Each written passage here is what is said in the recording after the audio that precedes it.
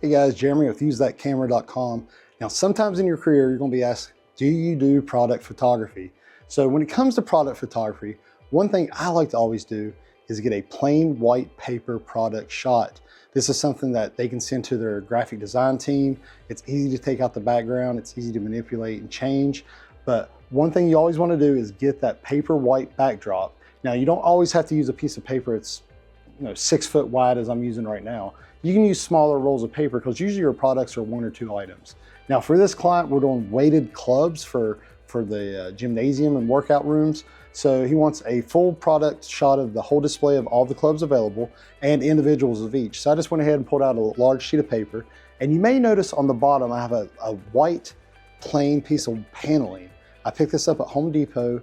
And the reason I like to use this, it gives a nice reflection of the product you're shooting down below it. It's almost like a mirror image, but it's very subtle and looks very professional when you give that over to the client for them to display on their Amazon page or wherever they plan on selling their item. Now, one thing you want to keep in mind when you're shooting product photography is camera settings.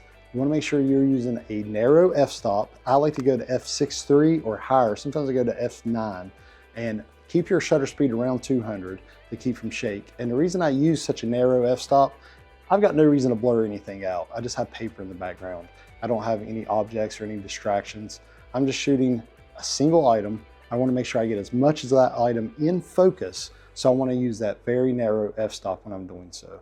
Now, when it comes to the strobe, I want to use a very large umbrella. You'll notice I'm using parabolic umbrella.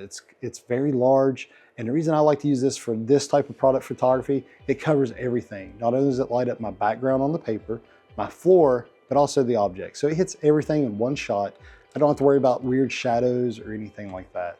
So keep that in mind when you're wanting to do a large area. And the last tip I can give you is shoot low. You don't want to be shooting down on the product.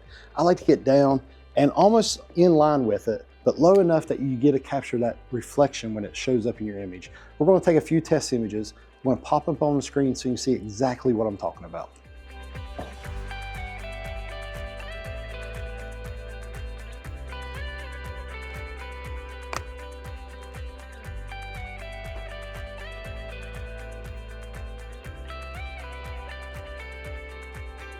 Now, don't worry if you don't get all the background. With Photoshop, it's super simple to expand that background to pure white. Just make sure your objects stay within the white lines of your paper and you'll be good to go. Keep in mind, when it comes to product photography, you will be doing it to the customer's request. So sometimes you might be taking the products in their business. So you might be doing hair care or skin care products, or maybe hair accessories. And they may want that to include their shop or maybe little areas of their shop. So make sure you accommodate them. But when it comes to wanting to capture just that product, one of the best, quickest, and simplest ways is use white paper, use a nice piece of plain white paneling flooring for a reflective surface, or if you can find a piece of plastic, you can put that plastic down and still get the same effect. And it's easy to blend into when you're editing your image. Make sure you use a narrow f-stop.